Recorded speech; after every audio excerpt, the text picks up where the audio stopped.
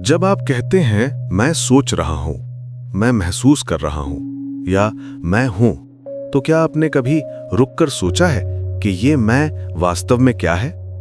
हम सभी इस छोटे से शब्द का इस्तेमाल हर पल करते हैं, जैसे ये कोई पक्की अटल सच्चाई हो। लेकिन आज मैं आपके साथ एक ऐसी यात्रा पर चलूंगा जो इस मैं की जड़ों तक जाकर इसकी वास्तविकता पर सवाल उठाएगी। ये एक जेंटल जर्नी है, एक सॉफ्ट एक्सप्लोरेशन, जहां हम धीरे धीरे उन लेयर्स को पील करेंगे जो हमारी आइडेंटिटी को ढकती हैं। कल्पना कीजिए कि आप एक शांत झील के किनारे बैठे हैं।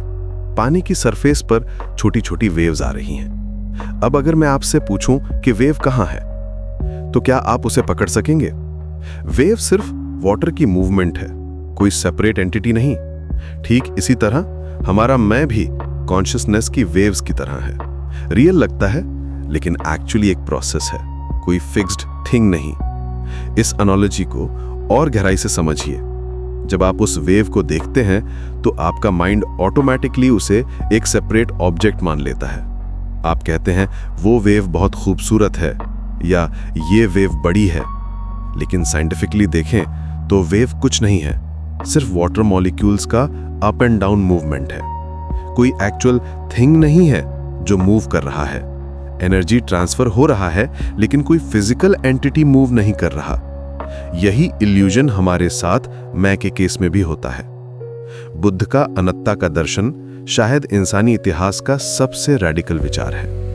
ये उस मैं पर सीधा वार है जिसे हम सबसे पक्का सच मानते हैं। पर अगर मैं ही एक भ्रम हो तो पूरा जीवन किस पर टिका है?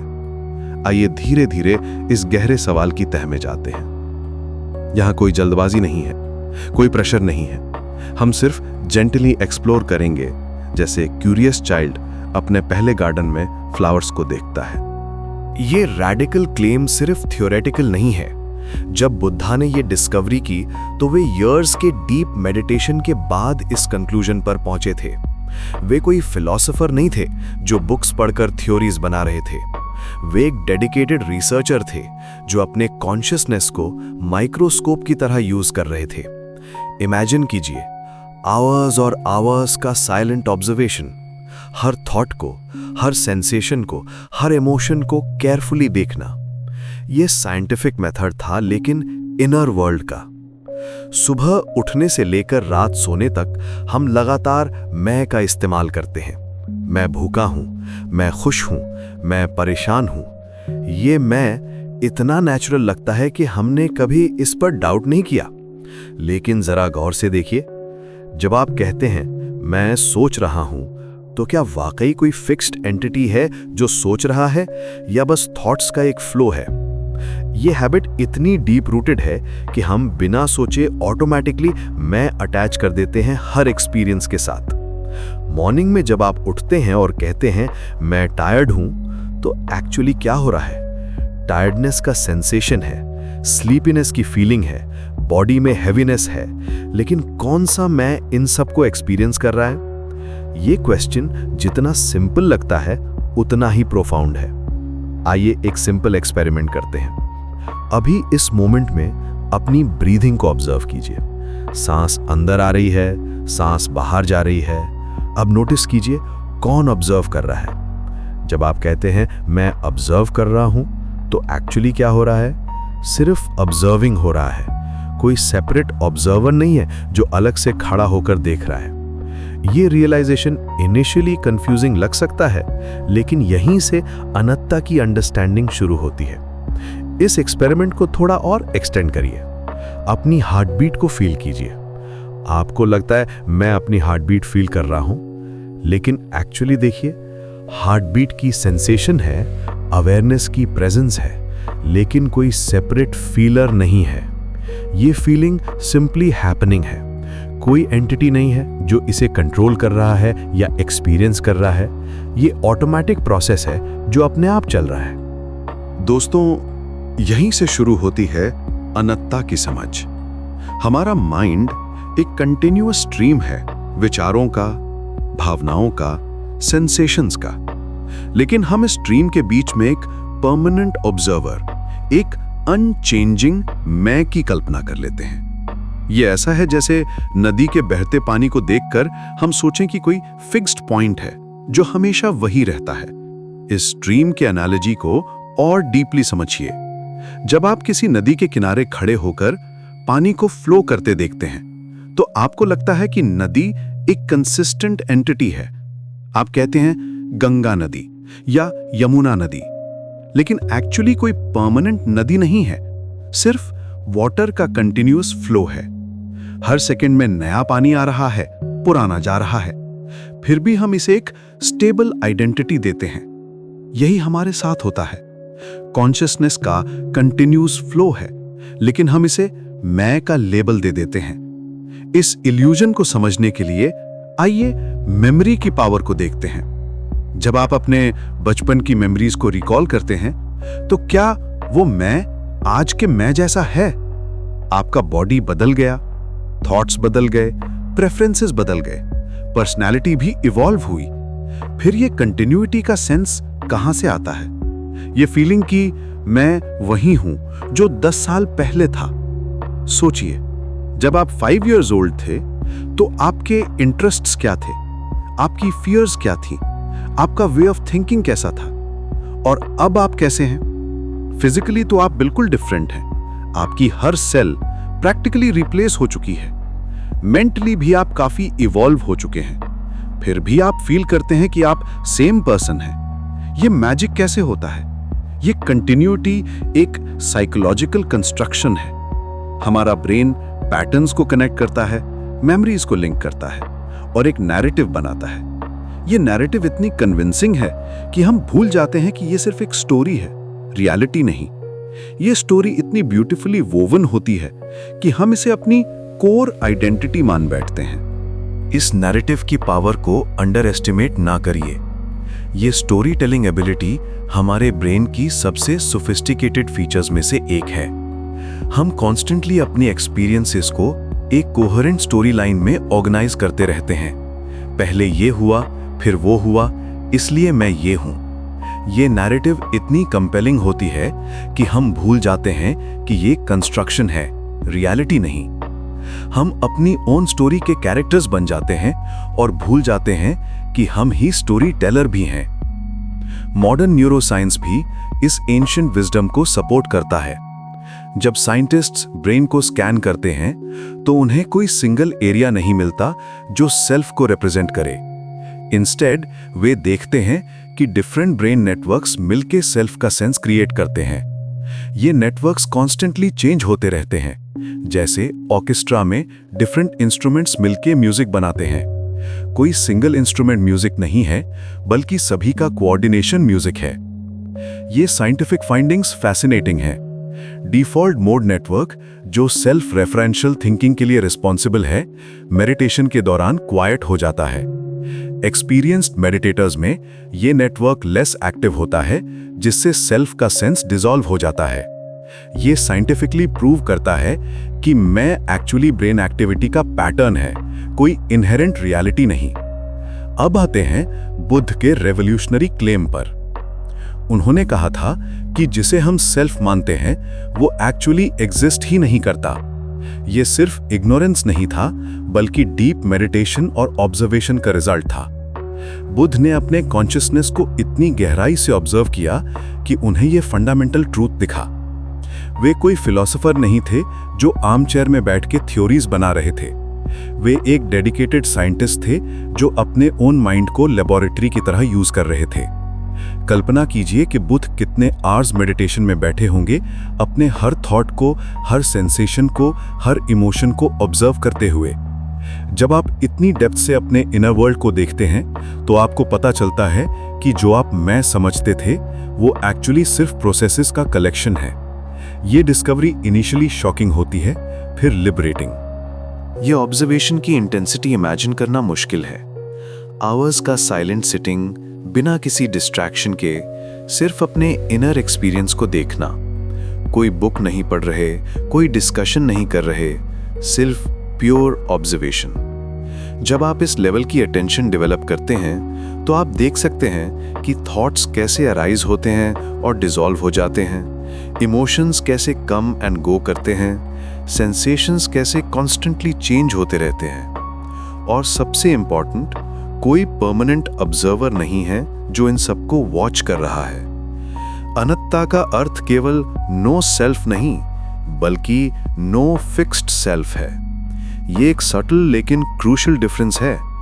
बुद्ध ये नहीं कह रहे कि आप एग्जिस्ट नहीं करते, वे कह रहे हैं कि जो आप अपने आप को समझते हैं वो एक इल्यूजन है। न आत्मा स्थिर है, न पहचान, न अहम। ये सब कॉन्स्टेंटली फ्लोइंग प्रोसेसेस हैं, जैसे रिवर का वाटर कॉन्स्टेंटली फ्लो कर रहा है। ये कॉन्सेप्ट इतना चैलेंजिंग है कि हमारा पूरा माइंड इसे रिजेक्ट करने की कोशिश करता है। हम सोचते हैं अगर मैं नहीं हूं तो फिर कौन सोच रहा है, कौन एक्सपीरियंस कर रहा है। लेकिन यही तो पॉइंट है, ये कौन का क्वेश्चन ही गलत है। सही क्वेश्चन ये है कि क्या हो रहा है। ये शिफ्ट इन पर्सपेक्टिव ही अनंतता की कोर है। आइए इसे एक जेंटल एग्जाम्पल से समझते हैं। जब आप म्यूजिक सुनते हैं तो क्या आप पूछते हैं कि कौन म्यूजिक है? नहीं, आप सिर्फ म्यूजिक को एक्सपीरियंस करते हैं। म्यूजिक कोई एंटिटी नहीं है, ये साउंड्स का पैटर्न है। सिमिलरली कॉन्शियसनेस भी एक्सपीरियंसेस का पैटर्न है, कोई एक्सपीरियंसर नहीं है। ये म्यूजिक की एनालॉजी को और एक्सटेंड करिए। जब आप कोई ब्यूटीफुल सिम्फनी सुनते हैं तो आप कंप्लीटली एब्जॉर्ब्ड हो जाते हैं। उस मोमेंट में कोई लिसनर नहीं है, सिर्फ लिसनिंग है। म्यूजिक और अवेयरनेस मर्ज हो जाते हैं। यही स्टेट मेडिटेशन में भी होती है। कोई मेडिटेटर नहीं है, सिर्फ मेडिटेशन है। कोई एक्सपीरियंसर नहीं है, सिर्फ प्योर एक्सपीरियंस है। जब आप डीपली ऑब्जर्व करते हैं तो आपको पता चलता है कि कोई ऑब्जर्वर नहीं है, सिर्फ ऑब्जर्विंग है। कोई थिंकर नहीं है, सिर्फ थिंकिंग है। कोई एक्सपीरियंसर नहीं है, सिर्फ एक्सपीरियंसिंग है। ये रियलाइजेशन इनिशियली डिस्टर्बिंग लग सकता है, लेकिन एक्चुअली ये इनक्रेडिबली लिबरेटिंग है। जब आप रियलाइज करते हैं कि कोई फिक्स सेल्फ नहीं है जो सफर कर सके, तो सफरिंग का होल फाउंडेशन हिल जाता है। ये अंडरस्टैंडिंग आपको एक प्रोफाउंड पीस देती है, क्योंकि जो चीज़ एंग्जाइटी, फियर और अटैचमेंट क्रिएट करती है वो ये फीलिंग है कि मैं कुछ लूज कर सकता हूँ, मैं हर्ट हो सकता हूँ, मैं फेल हो सकता हूँ। लेकिन जब आप जानते हैं कि ये मैं ही एक कंस्ट्रक्शन है, तो ये फियर्स नेचुरली डिसॉल्व हो जाते हैं। ये लिबरेशन ग्रेजुअल प्रोसेस है। पहले इंटेलेक्चुअली आप समझते हैं, फिर मेडिटेशन के थ्रू एक्सपीरियंशियली फील करते हैं। जब आप फर्स्ट टाइम इस स्टेट को टच करते हैं तो ये इनक्रेडिबली पीसफुल होता है। कोई स्ट्रगल नहीं है, कोई रेजिस्टेंस नहीं है, सिर्फ प्योर अवेयरनेस है, बिना किसी सेंटर के, बिना किसी मैं के। अब समझते हैं कि ये मैं का इल्यूजन कैसे बनता है। बुद्ध ने इसे 5 स्कंधास में डिवाइड किया था। ये 5 कंपोनेंट्स हैं जो मिलके हमारे एक्सपीरियंस को बनाते हैं और जिन्हें हम गलती से सेल्फ समझ बैठते हैं। ये स्कंधास की अंडरस्टैंडिंग एक ब्यूटीफुल मैप है जो हमें दिखाता है कि हमारा एक्सपीरियंस कैसे कंस्ट्रक्ट होता है। पहला स्कंध है रूपा, यानी फॉर्म या फिजिकल बॉडी। ये सिर्फ आपका बॉडी नहीं है, बल्कि सभी मटेरियल फिनोमेना हैं जिनसे आप इंटरैक्ट करते हैं। आपका बॉडी कॉन्स्टेंटली चेंज हो रहा है, सेल्स डाई हो रहे हैं, नए बन रहे हैं। साइंटिस्ट्स कहते हैं कि हर 7 इयर्स में आपका पूरा बॉडी प्रैक्टिकली रिप्लेस हो जाता है। तो ये बॉडी आप कैसे हो सकता है? आइए इसे डीपली फील करते हैं। अभी अपने हैंड्स को देखिए। ये हैंड्स जो आपको आपके लगते हैं, ये एक्चुअली एटम्स का कलेक्शन है जो कॉन्स्टेंटली मोशन में है। ये एटम्स कभी स्टार्स के अंदर थे, कभी अर्थ की सॉइल में थे, कभी प्लांट्स में थे। अब टेम्पररीली ये आपके बॉडी का पार्ट हैं, लेकिन कुछ टाइम बाद ये फिर से कहीं और चले जाएंगे। तो ये आपका बॉडी कैसे है? ये एटॉमिक लेवल की रियलिटी माइंड ब्लोइंग है। आपके बॉडी में जो कार्बन एटम्स हैं, वे बिलियंस ऑफ ईयर्स पहले किसी डाइंग स्टार के कोर में बने थे। आपके बॉडी में जो ऑक्सीजन एटम्स हैं, वे कभी किसी ओशन का पार्ट थे, फिर क्लाउड्स बने, फिर रेन बने, फिर प्लांट्स में गए और अब आपके लंग्स में हैं। ये एटम्स कॉन्स्टेंटली साइकिल करते रहते हैं। आप एक्चुअली यूनिवर्स के एटम्स को टेम्परेरीली बोरो कर रहे हैं, कोई परमानेंट आपका बॉडी नहीं है। दूसरा स्कंद है वेदना, यानी फीलिंग्स या सेंसेशंस।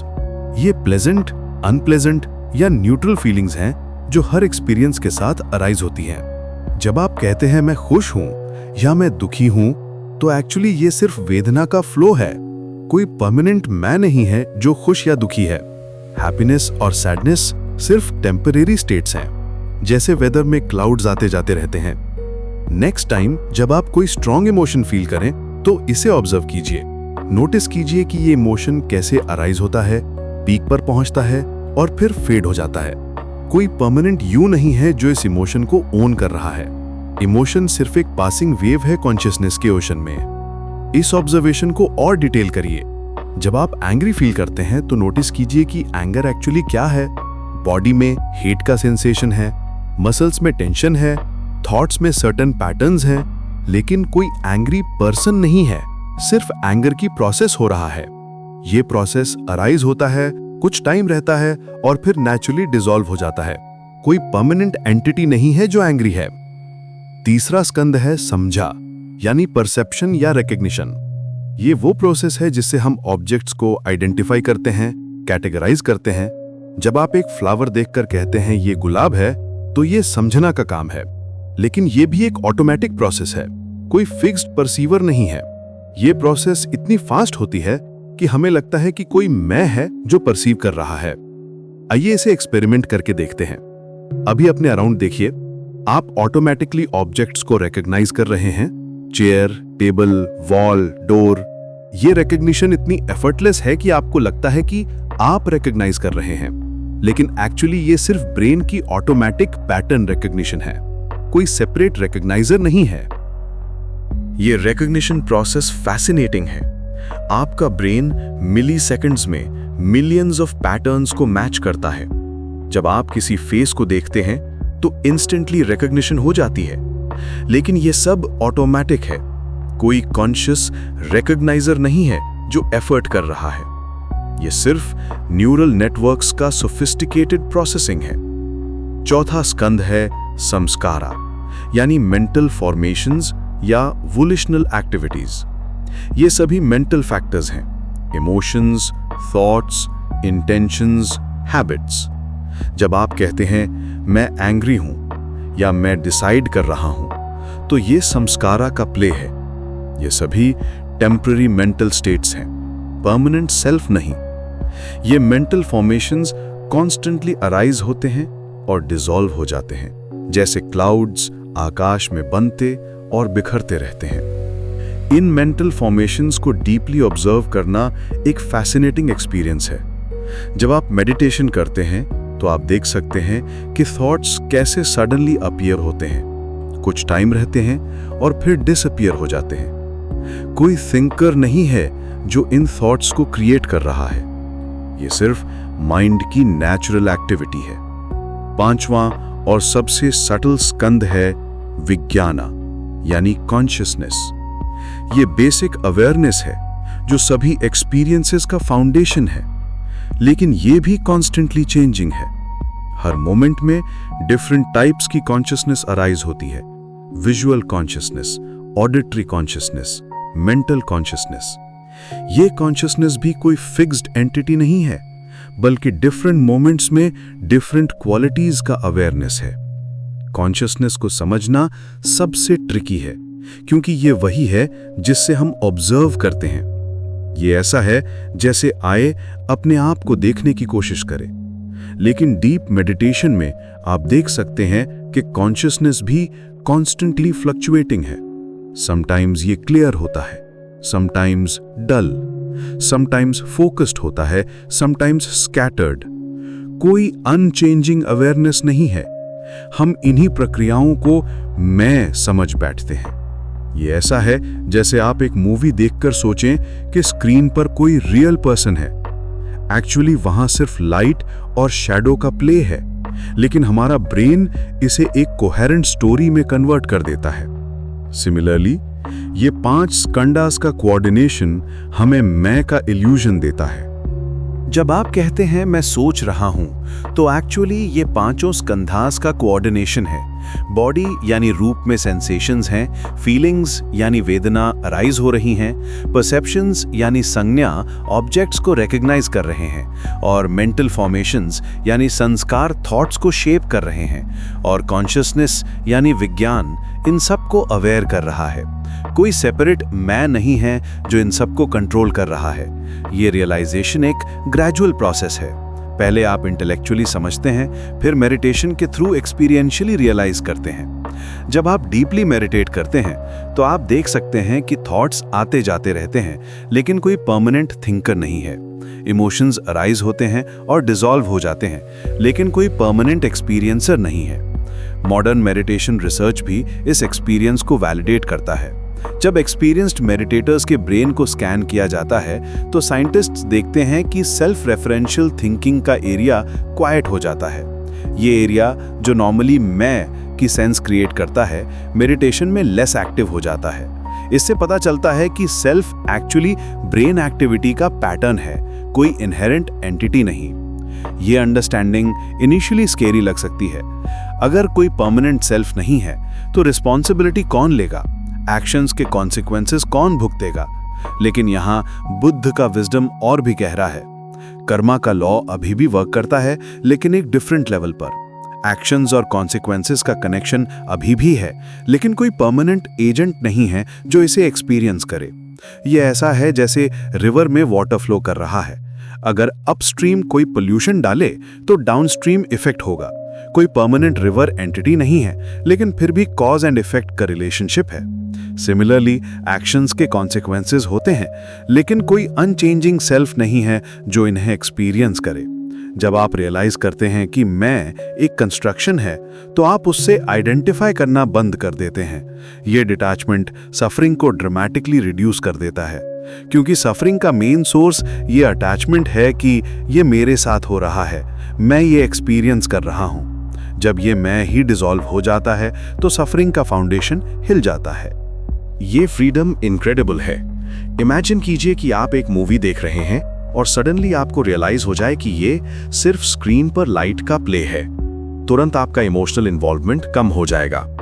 आप स्टिल एंजॉय कर सकेंगे, लेकिन आप स्कैर्ड या एंग्शियस नहीं होंगे। सिमिलरली, जब आप जानते हैं कि मैं एक कंस्ट्रक्शन है, तो आप लाइफ को एंजॉय कर सकते हैं बिना उससे ओवर आइडेंटिफाई किए। अनत्ता का प्रैक्टिकल एप्लीकेशन ये है कि आप अपने थॉट्स और इमोशंस से ओवर आइडेंटिफाई नहीं करते। जब एंगर आता है तो आप कहते हैं एंगर है, इंस्टेड ऑफ मैं एंग्री हूं। जब सैडनेस आती है तो सैडनेस है, इंस्टेड ऑफ मैं सैड हूं। ये सटल शिफ्ट आपको इमोशनल रिएक्टिविटी से फ्री कर देता है। आप इमोशंस को फील करते हैं, लेकिन आप उनमें लॉस्ट नहीं हो जाते। ये प्रैक्टिस इनिशियली आर्टिफिशियल लग सकती है, लेकिन ग्रेजुअली ये नेचुरल हो जाती है। जब आप कंसिस्टेंटली इस वे में ऑब्जर्व करते हैं तो आपका relationship with your inner experience completely transform हो जाता है। आप एक डिटैच्ड ऑब्जर्वर बन जाते हैं जो एक्सपीरियंसेस को विटनेस करता है बिना उनमें कॉट हुए। ये फिलॉसफी आपको कंपैशन भी सिखाती है। जब आप रियलाइज करते हैं कि सभी बीइंग्स इसी इल्यूजन ऑफ सेल्फ में ट्रैप्ड हैं, तो आप उनके साथ एम्पैथी फील करते हैं। उनकी सफरिंग आपको अपनी पास्ट इग्नोरेंस की याद दिलाती है। आप अंडरस्टैंड करते हैं कि वे भी इसी कंफ्यूजन में हैं जिसमें आप कभी थे। ये कंपैशन ऑटोमेटिक है, क्योंकि आप जानते हैं कि कोई सेपरेट अदर नहीं है। जब बाउंड्रीज ऑफ सेल्फ डिसॉल्व हो जाती हैं, तो आप फील करते हैं कि सभी एक्सपीरियंसेस एक ही कॉन्शियसनेस में हैपनिंग है। दूसरों का पेन आपका पेन बन जाता है, दूसरों की जॉय आपकी जॉय बन जाती है। अनत्ता का अल्टीमेट गोल एनलाइटमेंट नहीं है, बल्कि सफरिंग का एंड है। जब आप ट्रूली अंडरस्टैंड करते हैं कि कोई परमानेंट सेल्फ नहीं है जो सफर कर सके, तो सफरिंग का होल फाउंडेशन कोलैप्स हो जाता है। ये निर्वाण का पाथ है, complete liberation from the illusion of selfhood. ये कोई मिस्टिकल स्टेट नहीं है, बल्कि सिंपली रियलिटी को क्लियरली देखना है। ये जर्नी इजी नहीं है। हमारी कंडीशनिंग इतनी डीप है कि मैं का इल्यूजन बार बार वापस आता है, लेकिन हर बार जब आप इसे रिकॉग्नाइज करते हैं और जेंटली रिलीज करते हैं, तो आप फ्रीडम के क्लोजर पहुंचते हैं। ये एक पेशेंट लविंग प्रोसेस है, जैसे स्लोली एक टाइट नॉट को लूज करना। सबसे ब्यूटीफुल बात यह है कि ये अंडरस्टैंडिंग आपको लाइफ से डिस्कनेक्ट नहीं करती, बल्कि और डीपली कनेक्ट करती है। जब आप सेल्फ की बाउंड्री से फ्री हो जाते हैं, तो आप एवरीथिंग के साथ इंटीमेट रिलेशनशिप फील करते हैं। आप रियलाइज करते हैं कि आप सेपरेट नहीं हैं, बल्कि एग्जिस्टेंस के वास्ट वेब का पार्ट हैं। तो दोस्तों, अगली बार जब आप मैं कहें, तो जरा रुकिए और ऑब्जर्व कीजिए, क्या वाकई कोई फिक्स्ड एंटिटी है या सिर्फ एक्सपीरियंसेस का फ्लो है? ये क्वेश्चन आपकी पूरी रियलिटी को ट्रांसफॉर्म कर सकता है। अनंतता सिर्फ एक फिलॉसफी नहीं है, ये एग्जिस्टेंस की ट्रू नेचर की रिकग्निशन है। ये एक जेंटल इनविटेशन है अपने डीपेस्ट ट्रूथ को डिस्कवर करने के लिए और उस फ्रीडम को पाने के लिए जो आपका बर्थराइट है। दोस्तों, आज हम एक ऐसी यात्रा पर निकलने वाले हैं जो हमारी सबसे गहरी समझ को चुनौती देगी। हम बात करेंगे उस मैं की जिसे हम रोजाना महसूस करते हैं, लेकिन क्या वाकई में ये मैं वैसा है जैसा हम सोचते हैं? आज हम समझेंगे कि कैसे हमारा अहंकार बनता है, कैसे विज्ञान हमारी पहचान को देखता है और कैसे बौद्ध दर्शन का अनंतता का सिद्धांत हमारे दुख के मूल कारण को समझाता है। ये एक ऐसी खोज है जो हमारे जीवन की सबसे बुनियादी मान्यताओं को हिला देगी। सबसे पहले बात करते हैं अहंकार की। जब हम पैदा होते हैं तो हमारे पास कोई मैं की भावना नहीं होती। एक छोटा बच्चा सिर्फ अनुभव करता है, भूख, प्यास, गर्मी, ठंड। वो ये नहीं सोचता कि मुझे भूख लग रही है, बल्कि सिर्फ भूख का अनुभव होता है। लेकिन धीरे धीरे जैसे जैसे वो बड़ा होता है, उसके मन में एक पहचान बनने लगती है। ये पहचान कैसे बनती है? ये एक बहुत ही दिलचस्प और जटिल प्रक्रिया है। कल्पना करिए एक छोटे बच्चे को जो पहली बार शीशे में अपना चेहरा देखता है। शुरू में वो समझ ही नहीं पाता कि ये उसका रिफ्लेक्शन है, लेकिन धीरे धीरे जब उसके माता पिता उसे बताते हैं ये तुम हो, तो एक पहचान बनने लगती है। ये मैं हूं। ये भावना कैसे आती है? ये एक फैसिनेटिंग प्रोसेस है जो हर इंसान के साथ होती है। हमारा अहंकार 4 मुख्य तत्वों से मिलकर बनता है। पहला है यादें। हर दिन हम कुछ ना कुछ अनुभव करते हैं और ये अनुभव हमारी स्मृति में जमा होते जाते हैं। मैंने ये किया था, मेरे साथ ये हुआ था, मैं वहां गया था। ये सभी यादें मिलकर हमारी कहानी बनाती हैं और यही कहानी हमें लगता है कि हम हैं। लेकिन यहाँ एक दिलचस्प बात है। अगर आप अपनी चाइल्डहुड की यादों को देखें तो आप पाएंगे कि बहुत सी यादें धुंधली हैं, कुछ गलत भी हो सकती हैं। हमारा दिमाग यादों को स्टोर नहीं करता जैसे कोई वीडियो कैमरा करता है, बल्कि हर बार जब हम कोई याद रिकॉल करते हैं तो हम उसे थोड़ा सा बदल भी देते हैं। फिर भी हम इन्हीं अधूरी और बदलती यादों से अपनी पहचान बनाते हैं। सोचिए, आप 5 साल की उम्र में कैसे थे? क्या आपको लगता है कि वो बच्चा और आज का आप सेम पर्सन है? शायद हाँ, क्योंकि यादों की एक चेन है जो उस बच्चे को आज के आप से जोड़ती है। लेकिन अगर गहराई से सोचें तो आपके विचार, आपकी प्रेफरेंसेस, आपकी पर्सनैलिटी, सब कुछ बदल गया है। तो फिर वो कॉन्टिन्यूटी कहां से आती है? ये सिर्फ मेमोरी का खेल है। दूसरा तत्व है इच्छाएं। हम सभी कुछ ना कुछ चाहते हैं, कभी एक नई गाड़ी, कभी एक अच्छी नौकरी, कभी किसी का प्यार। ये इच्छाएं हमारी पहचान का हिस्सा बन जाती हैं। हम अपने आप को अपनी चाहतों से परिभाषित करने लगते हैं। मैं वो व्यक्ति हूं जो सफल होना चाहता हूं, मैं वो व्यक्ति हूं जो खुश रहना चाहता हूं। लेकिन यहां भी एक इंटरेस्टिंग पैटर्न है। हमारी डिजायर्स भी बदलती रहती हैं। जो चीज आपको 10 साल पहले चाहिए थी, शायद आज वो आपके लिए इंपॉर्टेंट ना हो। जब आप छोटे थे तो शायद आपको एक पर्टिकुलर टॉय चाहिए था और लगता था कि वो मिल जाए तो आप हमेशा खुश रहेंगे। लेकिन आज वो टॉय कहीं खो गया और आप उसे मिस भी नहीं करते। फिर भी हम अपनी करंट डिजायर्स को अपनी कोर आइडेंटिटी मान लेते हैं। हम सोचते हैं कि ये मैं हूं जो ये चाहता हूं। लेकिन कल ये डिजायर भी बदल जाएगी और हमारी आइडेंटिटी का ये हिस्सा भी बदल जाएगा। तीसरा तत्व है डर। हम सभी कुछ ना कुछ से डरते हैं। मृत्यु से, अकेलेपन से, असफलता से, अस्वीकृति से। ये डर भी हमारी पहचान बनाते हैं। हम अपने डर के अनुसार अपना व्यवहार तय करते हैं और ये व्यवहार हमारी पहचान का हिस्सा बन जाता है। उदाहरण के लिए, अगर आपको रिजेक्शन का डर है तो आप शायद लोगों से बहुत केयरफुली बात करते हैं। आप हमेशा सोचते हैं कि कहीं कोई आपको रिजेक्ट ना करते। ये डर आपके पर्सनैलिटी का हिस्सा बन जाता है। लोग कहते हैं वो बहुत केयरफुल पर्सन है, लेकिन वास्तव में ये सिर्फ डर है जो आपके बिहेवियर को शेप कर रहा है। या फिर अगर आपको फेलियर का डर है तो आप शायद रिस्क्स नहीं लेते, आप सेफ चॉइसेस करते हैं और फिर ये भी आपकी आइडेंटिटी बन जाती है। मैं एक कॉशियस पर्सन हूं, लेकिन ये कॉशियस नेचर भी सिर्फ डर से आया है। चौथा और शायद सबसे महत्वपूर्ण तत्व है तुलना। हम लगातार अपनी तुलना दूसरों से करते रहते हैं। मैं उससे बेहतर हूं, मैं उससे कम हूं, मैं अलग हूं। ये तुलना हमारी पहचान को मजबूत बनाती है।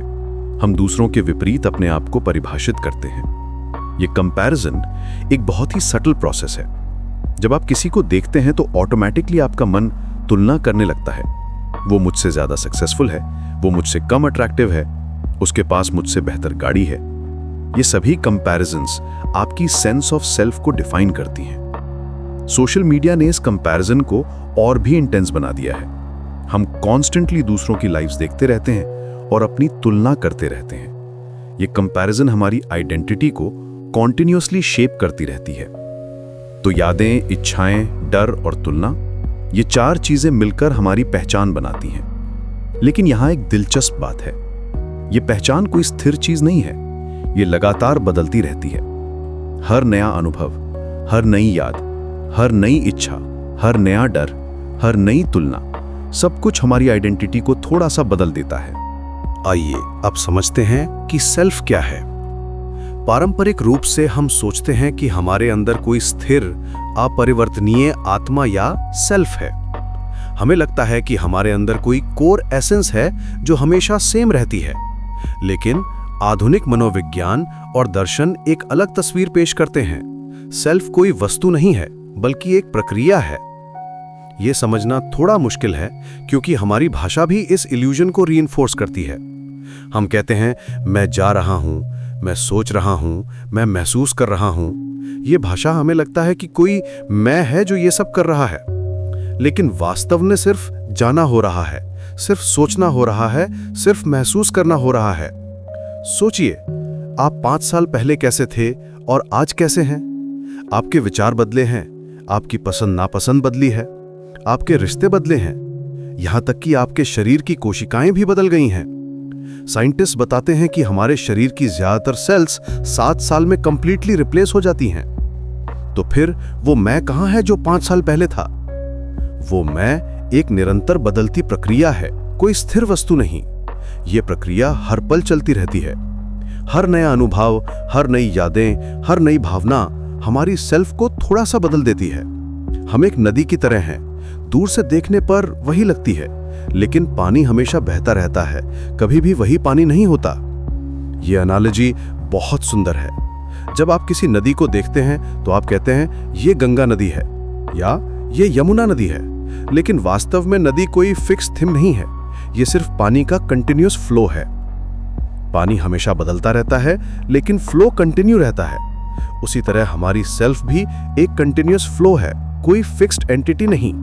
अब आते हैं न्यूरोसाइंस की तरफ। विज्ञान ने हमारे दिमाग का गहरा अध्ययन किया है और जो पाया है वो बहुत ही आश्चर्यजनक है।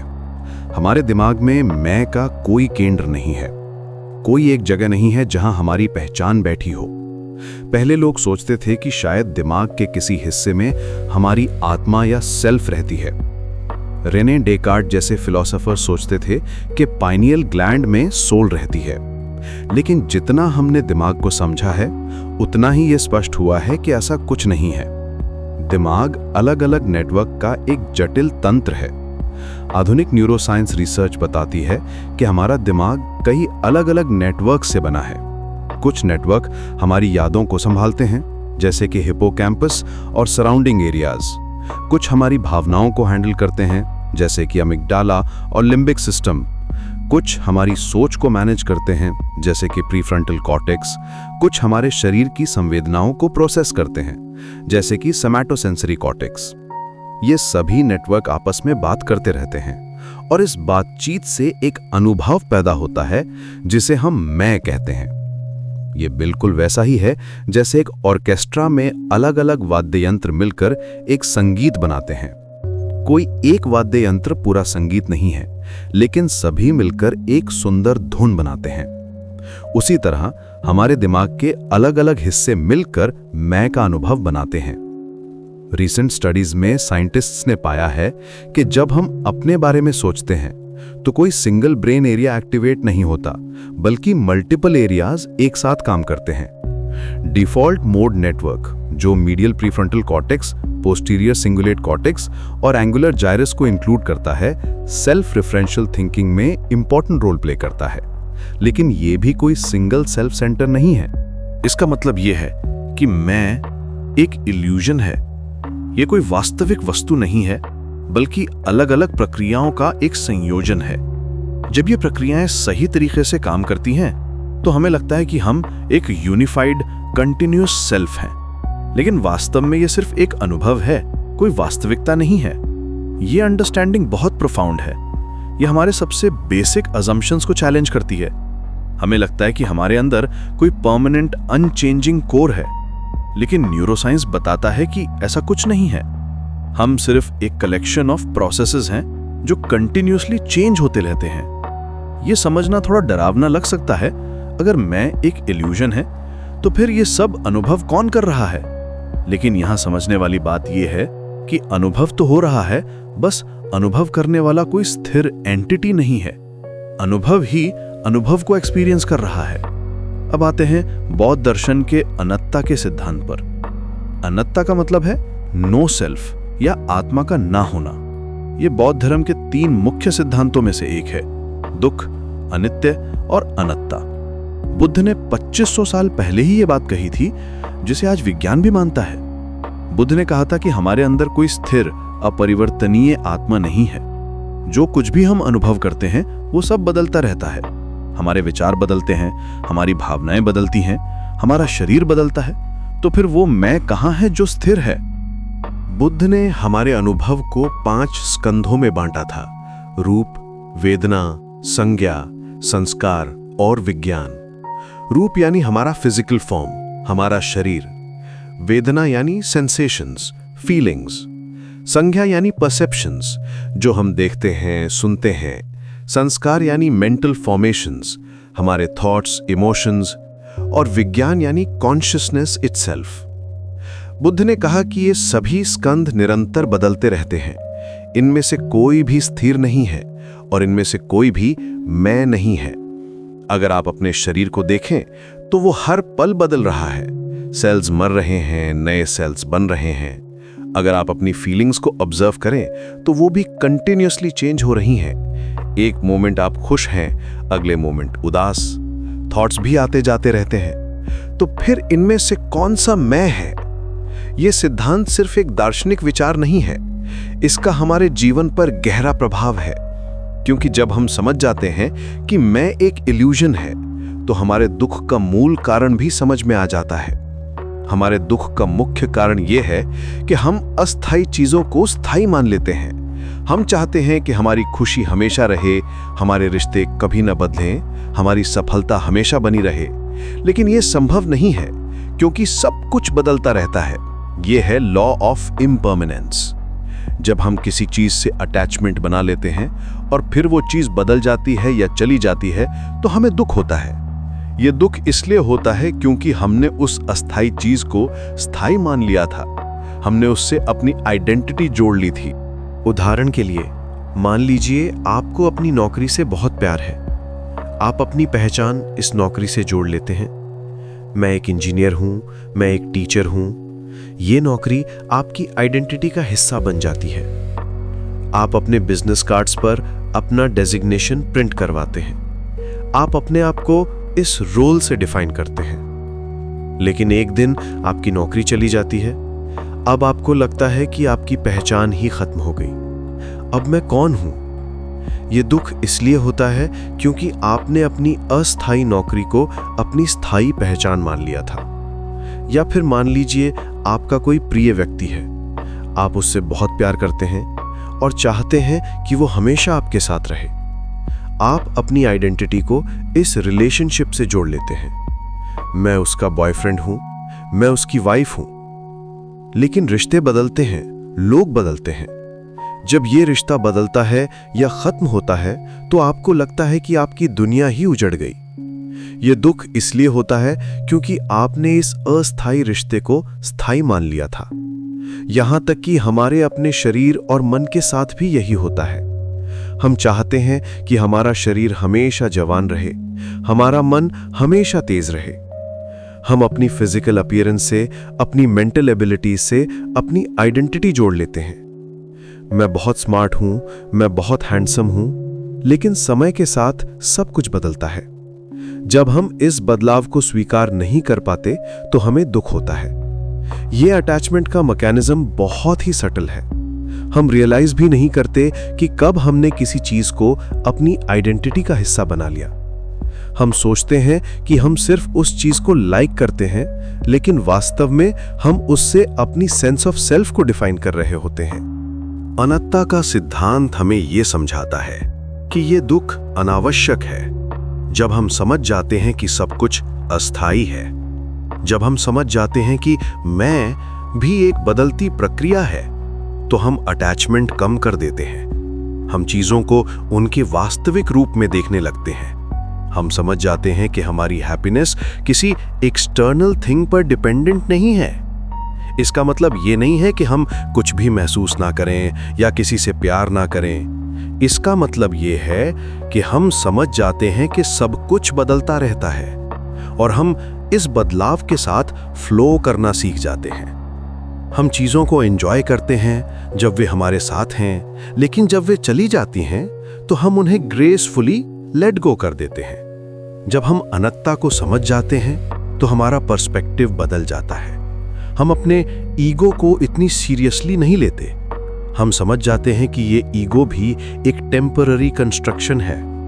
हम अपने फेलियर्स और सक्सेसेस दोनों को अलग नज़र से देखते हैं। फेलियर हमारी आइडेंटिटी को क्रश नहीं करती, क्योंकि हम जानते हैं कि कोई परमानेंट आइडेंटिटी है ही नहीं। सक्सेस भी हमारे ईगो को इन्फ्लेट नहीं करती, क्योंकि हम जानते हैं कि ये भी टेम्पररी है। ये समझना कि सेल्फ एक प्रोसेस है, ना कि एक ऑब्जेक्ट, हमें बहुत फ्रीडम देता है। हम अपने पास्ट से बंधे नहीं रहते। हम समझ जाते हैं कि हम हर पल बदल सकते हैं, ग्रो कर सकते हैं, इवॉल्व कर सकते हैं। अगर कोई कहता है तुम हमेशा से ऐसे ही हो, तो हमें पता है कि ये सच नहीं है। हम कल कुछ और थे, आज कुछ और हैं, कल कुछ और हो सकते हैं। न्यूरोसाइंस भी यही बताता है। हमारा दिमाग न्यूरोप्लास्टिक है, यानी ये बदल सकता है। नए कनेक्शंस बन सकते हैं, पुराने कनेक्शंस कमजोर हो सकते हैं। हम अपने थॉट पैटर्न्स बदल सकते हैं, अपनी हैबिट्स बदल सकते हैं। ये साइंटिफिक फैक्ट है कि हमारा ब्रेन कंटिन्यूअसली रीवायर होता रहता है। ये सब समझना सिर्फ इंटेलेक्चुअल एक्सरसाइज नहीं है, ये प्रैक्टिकल विजडम है जो हमारे जीवन को बदल सकती है। जब हम समझ जाते हैं कि हमारा दुख हमारी गलत समझ से आता है, तो हम इस दुख को कम कर सकते हैं। मेडिटेशन और माइंडफुलनेस के प्रैक्टिसेस इसी समझ को डेवलप करने में मदद करते हैं। जब हम अपने थॉट्स और इमोशंस को ऑब्जर्व करते हैं, तो हम देखते हैं कि वे कैसे आते हैं और जाते हैं। हम देखते हैं कि कोई भी स्टेट परमानेंट नहीं है। जब हम एंग्री होते हैं, तो हम ऑब्जर्व कर सकते हैं कि एंगर कैसे अराइज होता है, कैसे पीक पर पहुंचता है और फिर कैसे फेड हो जाता है। हम देखते हैं कि हम एंगर नहीं हैं, बल्कि एंगर सिर्फ एक टेम्पररी एक्सपीरियंस है। ये प्रैक्टिस धीरे धीरे हमारी रिलेशनशिप बदल देती है अपने थॉट्स और इमोशंस के साथ। हम उनसे आइडेंटिफाई नहीं करते। हम समझ जाते हैं कि मैं एंग्री हूं की बजाय एंगर हो रहा है। ये सटल डिफरेंस है, लेकिन इसका इम्पैक्ट बहुत प्रोफाउंड है। ये जर्नी आसान नहीं है। हमारा पूरा कंडीशनिंग इसके विपरीत है। हमें बचपन से सिखाया जाता है कि हम एक फिक्स्ड आइडेंटिटी हैं। हमारा पूरा सोसाइटी इस इल्यूजन को रीइंफोर्स करता है। हमारे नाम हैं, हमारे डॉक्यूमेंट्स हैं, हमारी सोशल रोल्स हैं। सब कुछ हमें ये बिलीव करने के लिए कहता है कि हम एक परमानेंट अनचेंजिंग सेल्फ हैं। लेकिन जब हम इस ट्रूथ को समझना शुरू करते हैं, तो हमारे जीवन में एक नई शांति आती है। हम कम रिएक्टिव हो जाते हैं, हम ज्यादा कंपैशनेट हो जाते हैं, क्योंकि हम समझ जाते हैं कि दूसरे लोग भी सेम इल्यूजन में फंसे हैं। हम ज्यादा पेशेंट हो जाते हैं, क्योंकि हम जानते हैं कि सब कुछ बदलता रहता है। दोस्तों, आज हमने देखा कि कैसे हमारा ईगो मेमोरीज, डिजायर्स, फियर और कंपैरिजन से बनता है। हमने समझा कि सेल्फ कोई ऑब्जेक्ट नहीं, बल्कि एक प्रोसेस है जो हर पल बदलती रहती है। हमने देखा कि न्यूरोसाइंस कैसे बताता है कि मैं एक इल्यूजन है जो अलग अलग ब्रेन नेटवर्क्स के इंटरैक्शन से बनता है। और हमने समझा कि कैसे अनंतता का सिद्धांत हमारे सफरिंग के मूल कारण को एक्सप्लेन करता है। ये समझ हमें फ्रीडम देती है, अपने पास्ट से, अपनी फियर्स से, अपनी लिमिटेशंस से। ये हमें सिखाती है कि हम हर पल नए हो सकते हैं, बदल सकते हैं, ग्रो कर सकते हैं। और सबसे महत्वपूर्ण बात, ये हमें सिखाती है कि कैसे कम सफ़र करें और ज़्यादा पीस के साथ जिएं। ये जर्नी चैलेंजिंग है, लेकिन ये हमें एक डीपर अंडरस्टैंडिंग देती है अपने एग्जिस्टेंस की, और अल्टीमेटली एक मोर फुलफिलिंग लाइफ जीने का रास्ता दिखाती है। दोस्तों, आज हम एक ऐसे गहरे दार्शनिक सवाल की तरफ चलते हैं जो हजारों सालों से मानव मन को परेशान करता आया है। अगर हमारा कोई स्थायी सेल्फ नहीं है, तो फिर जिम्मेदारी किसकी होती है? ये सवाल सिर्फ एक बौद्धिक खेल नहीं है, बल्कि ये हमारे अस्तित्व की सबसे बुनियादी समझ को चुनौती देता है। जब हम पहली बार इस प्रश्न से टकराते हैं, तो मन में एक अजीब सी बेचैनी होती है, जैसे कि हमारे पैरों तले की जमीन हिल रही हो। बुद्ध की शिक्षाओं में अनंतता यानी नो सेल्फ का सिद्धांत एक केंद्रीय स्थान रखता है। लेकिन जब हम पहली बार इस कॉन्सेप्ट से मिलते हैं, तो मन में तुरंत एक डर सा पैदा होता है। ये डर बिल्कुल नेचुरल है, क्योंकि हमारी पूरी आइडेंटिटी, हमारी पूरी दुनिया इस आइडिया पे टिकी है कि मैं हूं। हमारे नाम हैं, हमारे रिलेशनशिप्स हैं, हमारे गोल्स हैं, हमारी मेमोरीज हैं। अगर कोई स्थायी आत्मा या सेल्फ नहीं है, तो क्या इसका मतलब यह है कि हमारे एक्शंस का कोई मतलब नहीं है? क्या ये अराजकता की तरफ ले जाता है? क्या हम अपने कर्मों के लिए जवाबदेह नहीं हैं? ये कंफ्यूजन बिल्कुल समझ में आती है। हम सोचते हैं कि अगर मैं नहीं हूं, तो फिर कौन डिसीजंस ले रहा है, कौन मिस्टेक्स कर रहा है, कौन सीख रहा है, कौन ग्रो कर रहा है? ये ऐसा लगता है जैसे किसी ने हमारी पूरी रियलिटी को क्वेश्चन मार्क लगा दिया हो। यहाँ पे बहुत सारे लोग गलत समझ जाते हैं। अनंतता का मतलब ये बिल्कुल नहीं है कि कोई रिस्पॉन्सिबिलिटी नहीं है या कि हम जो चाहें कर सकते हैं। ये एक बहुत ही कॉमन मिसअंडरस्टैंडिंग है जो अक्सर लोगों को बुद्धिज्म से दूर भगा देती है। लोग सोचते हैं कि अगर कोई सेल्फ नहीं है, तो फिर मॉरल वैल्यूज का क्या होगा, एथिक्स का क्या होगा, सोसाइटी कैसे फंक्शन करेगी। बल्कि ये एक बहुत ही सटल और गहरी अंडरस्टैंडिंग है कि कैसे एक्शंस होते हैं और कैसे कॉन्सिक्वेंसेस आते हैं। ये अंडरस्टैंडिंग एक्चुअली ज़्यादा रिस्पॉन्सिबिलिटी लाती है, कम नहीं। जब हम रियलाइज करते हैं कि हमारे एक्शंस का इम्पैक्ट होता है, चाहे कोई फिक्स्ड डूअर हो या ना हो, तो हम ज़्यादा केयरफुल हो जाते हैं, ज़्यादा माइंडफुल हो जाते हैं। बुद्ध कहते हैं कि कर्म होते हैं, लेकिन कोई स्थायी कर्ता नहीं होता। ये स्टेटमेंट पहली बार में कॉन्ट्रडिक्टरी लग सकता है, लेकिन जब हम इसे गहराई से समझते हैं, तो एक अद्भुत क्लैरिटी आती है। ये ऐसा है जैसे आप एक ब्यूटीफुल डांस परफॉर्मेंस देख रहे हो। मूवमेंट है, रिदम है, एक्सप्रेशन है, लेकिन कोई सेपरेट डांसर नहीं है जो डांस को कंट्रोल कर रहा हो। डांस ही डांसर है, डांसर ही डांस है। जैसे नदी में पानी बहता रहता है, लेकिन कोई एक फिक्स्ड एंटिटी नहीं है जो बह रही हो। पानी के मॉलिक्यूल्स लगातार बदलते रहते हैं, फिर भी नदी का फ्लो जारी रहता है। आज जो पानी आपके सामने से बह रहा है, वो कल वहां नहीं होगा, फिर भी नदी वही लगती है, उसका कैरेक्टर वही लगता है। ये कॉन्टिन्यूटी है, लेकिन परमानेंस नहीं है। इसी तरह हमारे कॉन्शियसनेस में भी थॉट्स, इमोशंस, सेंसेशंस का एक कंटिन्यूअस फ्लो चलता रहता है। हर मोमेंट में नए थॉट्स आ रहे हैं, पुराने जा रहे हैं। इमोशंस राइज कर रहे हैं और फॉल कर रहे हैं। बॉडी सेंसेशंस बदल रहे हैं, लेकिन इस सब के पीछे कोई अनचेंजिंग ऑब्जर्वर या डूअर नहीं बैठा है। ये फ्लो ही हमारी रियलिटी है। ये समझना कि एक्शंस कैसे बिना फिक्स डूअर के हो सकते हैं, मेडिटेशन के अनुभव से बहुत क्लियर हो जाता है। मेडिटेशन में हम इस प्रोसेस को डायरेक्टली ऑब्जर्व कर सकते हैं।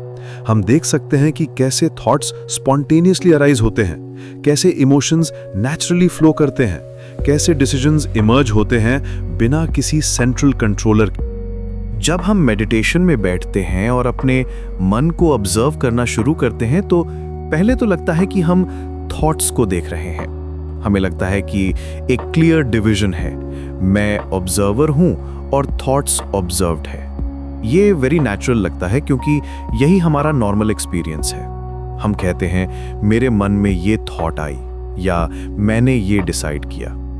लेकिन जैसे जैसे प्रैक्टिस गहरी होती जाती है, एक अजीब सी चीज होने लगती है। वो स्ट्रॉन्ग सेंस ऑफ मैं जो हमेशा प्रेजेंट रहती है, वो धीरे धीरे फेड होने लगती है। ये प्रोसेस ग्रेजुअल होती है, सडन नहीं।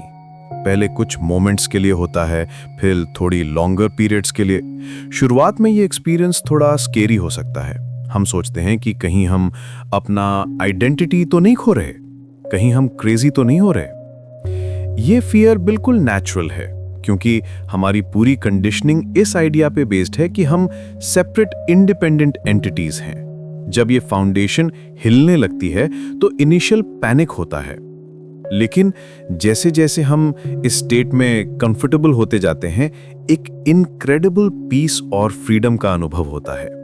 ये वैसा ही है जैसे किसी टाइट कपड़े को उतारने के बाद रिलीफ मिलती है, जिसका हमें पता ही नहीं था कि वो कितना अनकंफर्टेबल था।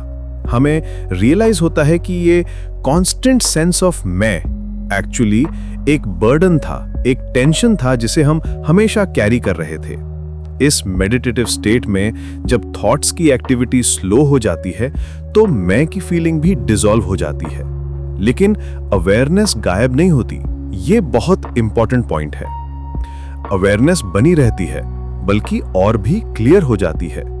बस वो सेंस गायब हो जाता है कि कोई सेपरेट एंटिटी है जो अवेयर है, बल्कि एक प्योर अनडिफरेंशिएटेड एक्सपीरियंस रह जाता है। ये ऐसा है जैसे मिरर में रिफ्लेक्शन तो है, लेकिन मिरर खुद को रिफ्लेक्ट नहीं कर रहा, या जैसे स्पेस में ऑब्जेक्ट्स तो हैं, लेकिन स्पेस खुद कोई ऑब्जेक्ट नहीं है। अवेयरनेस है, एक्सपीरियंस है, लेकिन कोई सेपरेट एक्सपीरियंसर नहीं है। इस स्टेट में एक प्रोफाउंड स्टिलनेस होती है, एक डीप पीस होती है। ये एक्सपीरियंस हमें दिखाता है कि जिसे हम मैं समझते हैं वो एक्चुअली थॉट्स और सेंसेशंस का एक बंडल है, कोई सॉलिड एंटिटी नहीं। ये बंडल कॉन्स्टेंटली चेंजिंग है। जो मैं चाइल्डहुड में था वो अब नहीं है, जो मैं कल था वो आज नहीं है, इवन जो मैं मॉर्निंग में था वो इवनिंग में नहीं है। जब थॉट्स क्वाइट हो जाते हैं तो ये आर्टिफिशियल सेंस ऑफ सेल्फ भी क्वाइट हो जाता है, लेकिन life continues, awareness continues, experience continues. ये ऐसा है जैसे रेडियो में स्टैटिक नॉइज बंद हो जाए तो म्यूजिक ज्यादा क्लियर सुनाई देता है। म्यूजिक हमेशा से था, बस नॉइज की वजह से प्रॉपरली सुनाई नहीं दे रहा था। यहां पर एक बहुत इंपॉर्टेंट पॉइंट है। जब हम कहते हैं कि मैं डिसॉल्व हो जाता है, तो इसका मतलब ये नहीं है कि कुछ भी नहीं बचता।